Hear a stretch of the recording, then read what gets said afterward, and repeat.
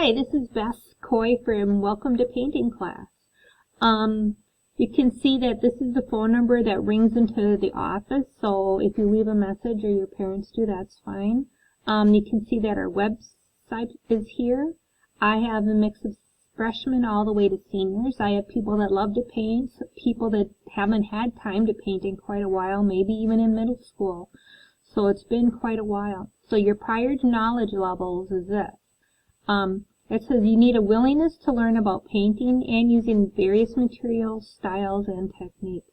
So the course description is this.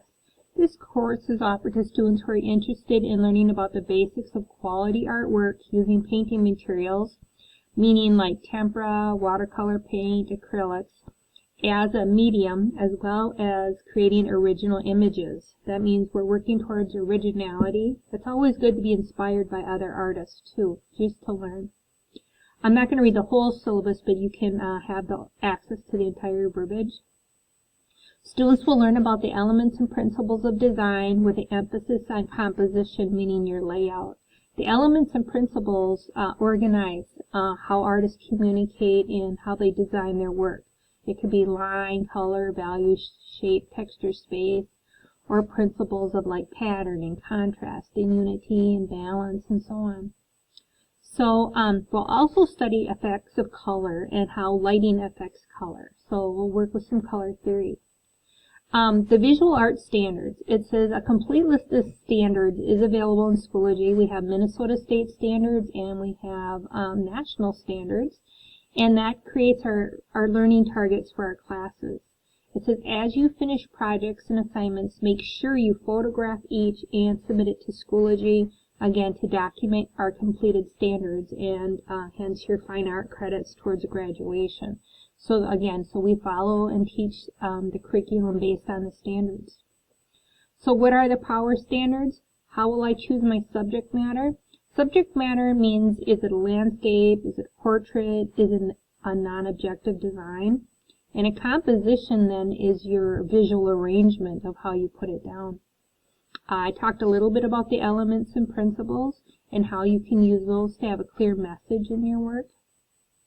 I need to teach you blending techniques to create different types of textures and patterns, and that means we get to experiment before we start the big project. So part of your formative points would be just working with brushes, working with materials, and just getting warmed up in confidence. There is perspective techniques and color theory of how to like mix paints to get that illusion of depth. We actually call that atmospheric perspective. And class critiques. Class critiques are when you give compliments and also get feedback from your peers and teachers and other people that can tell you what you're doing right and give you some ideas about what to improve. So we do some class critiques. Your pacing guide, we're going to review the art basics. We'll review the elements and principles of design for an internet activity.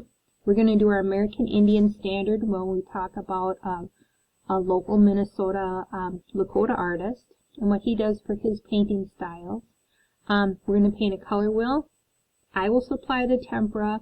If you want acrylic, you can buy your own acrylic. And we'll talk more about supplies in a little bit.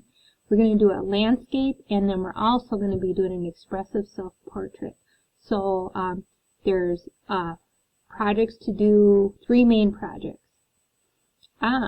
Culminating course conclusion is if we have time, we do a great finale presentation. That's only if we have time. Depends on our schedule and how much we can fit in our schedule.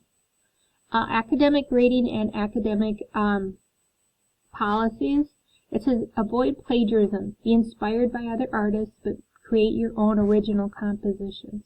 That's always true, except for when we actually do our impressionism. We want to really be inspired by the artist Claude Monet and paint in his style. Otherwise, we're trying to work towards being creative for ourselves.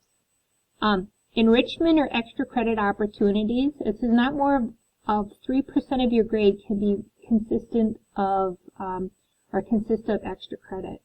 So if your grade is like a C+ and you really want to get to a B- or just that close, see me and we can work on maybe the project that you're doing or some reflections. We do have some formative assessment and summative assessment activities. Part of that might be experimenting with materials. Part of formative could be your grade sheets and working with vocabulary. Summative would be the projects themselves and also reflecting on your projects, and helping others with peer critiques can get you some summative points. All our grading scales throughout South Washington County School and the high schools are all the same. So I do Woodbury High School, East Ridge, and here at Park. So we all have the same grading schedule. So you can see what that is. This trimester does get calculated into your GPA. So that's why we want to be very aware of like timetables and what we can do to get our curriculum to fit in this schedule. Special needs considerations. It says we maintain a safe, creative atmosphere that's fun, it's work-oriented, it's positive, and let me know how I can help with your needs. That means we have a place to be, we have to be responsible for our cleanup in our areas, rotations through the sinks, we have plenty of time to clean up. We have to talk about storage and how you can also be working from home. Our our attendance policy, anything more than 10 minutes is an unexcused tardy. If there's late buses and things, I'll be notified through the office. So again, making sure you have plenty of time in the morning to get to class, and the 10 minutes between classes is plenty of time to get where you need to be for attendance. All right. If tardies continue, then I have to contact home, contact the office, and work that way to make sure we can set the goals to make sure you're here on time. Behavior expectations means you pay attention to instructions, demonstrations. I'm working on the goals of creating more videos for my students, especially the ones that are working from home. So save questions. You can put them in a chat. You can put them in a Google message, or at a Google Meet or a Schoology message or email. Or even just ask me when you see me, but save your questions and ask them, okay? Make sure you do, because other people might have those same questions. Be prepared for class. Bring all learning materials for the entire period. That means have your brushes here, have your water cups, have your paints, everything with you. So then if the next day you're painting at home, yeah, you're going to be dragging things back and forth. We're going to find a way that's a little bit easier for us to do that. Class is dismissed when it's quiet and clean. We're wiping tables. You have to wash your brushes every day with soap. Continued disruptions or distractions that take away from teaching, you could result in removal from the room, maybe extra time in the afternoon to get your work done. Sometimes I even have to give detentions, which is very rarely. Okay. Technology policy, we have bell-to-bell instruction for Park High School, not cleaning up 15 minutes early and hanging on your phone or whatever. Right here for electronic devices, this is the this is the district's policy, verbatim, of what they expect in each school and each classroom for students on electronics. So make sure you are aware of the technology policy also throughout the district. It says district-issued iPads are allowed for instructional and academic use only, not to be watching Netflix or Facebook or doing any gaming. You're on district property and using it for district schoolwork. If you want to listen to music, that's a good thing. You're supposed to be listening to music through Spotify, not YouTube or your phones, just to be compliant. But you still need to be able to hear if I ask for attention, and you need to power down for directions, demonstrations, things like that. Some people get stubborn about their phones, and they don't want to not be on their phone and stuff, and then I can talk to you. You could put it away, put it on my desk, and then we can just fix that problem. All right. I did use a lot of data this summer, and I'm used to being on my phone a lot, whether I use it as a watch, whether I use it to check the weather. So I know that we just need to have that open communication. Part of it is if I get a text from the rest home, if I get contacted like from a boss or about a job or something, as adults we need to take those phone calls, and so do you. So if there's a time where you need to be on your phone, talk to me and you can step out into the hall. Get your business taken care of, and just be courteous and let me know why you need to be on your phone. All right? Because things happen and we have to be able to communicate. And I don't want to assume the worst. All right? So I want to be here for you and understand why you might need technology, differently. So cell phones is kind of what I've been talking a little bit about besides your iPads. Cell phones are supposed to be out of sight unless we have some kind of agreement.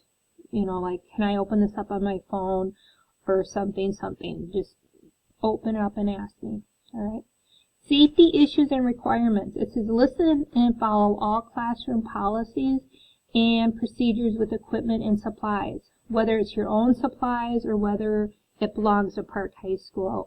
How we take care of things, where we store it, how we wash it or clean it.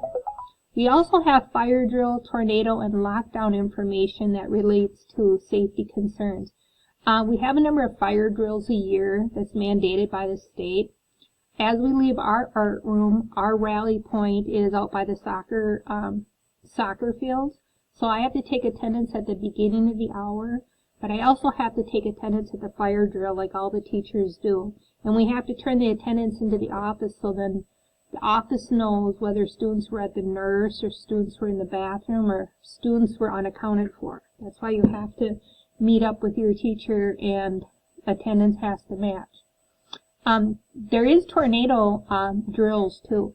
If you're upstairs, you have to come downstairs. You can't be on second floor buildings for tornado drills. In fact, I love my room, but we can't stay in my room either because we have an outside window. So for tornadoes, we have to go by the cafeteria in our spot, take attendance there too. Lockdowns, it depends on what lockdown type we're doing. If we do a shelter in place, we just make sure the lights are off and the door is locked. And sometimes we can continue to teach if it's a modified lockdown. Or sometimes we actually go silent and go into the corners of the room. So it depends on what type of lockdown we're actually doing, whether it's a practice drill. Again, attendance is required. Horseplay is not allowed. You shouldn't be on your phones when we're even doing practice lockdowns. Class dates and activities. Again, open communication is the key. Let me know how I can help you reach your goals, whether it's with supplies, materials, time, anything like that. Our supplies and materials for class. I took a picture over here and that will also help. But if you have questions, you can email me about supplies too. I'm going to provide tempera paint. That's the blue, red, yellow, black, and white tempera paint. It says brushes and paper will be supplied for students also to pick up if you're painting from home. Okay, but I supply tempera paint, brushes, and paper. If you want something other than tempera paint, like acrylic, you can buy your own acrylic paint and you can buy your own brushes. That's completely fine. Okay, but I provide tempera. What else do you need for class? You need 3 Ziploc bags, because we'll put your palettes in there so they don't dry out. We'll have a plastic palette or even an ice cream bucket lid or 2 works super good. The ice cream bucket itself is good to put your supplies in, and some kind of water cup. Optional things students like to have is painting canvases. And you can buy painting canvases from me or from the stores, and you can paint on canvases instead of paper. They just have to be similar to the size of paper that we're using in class.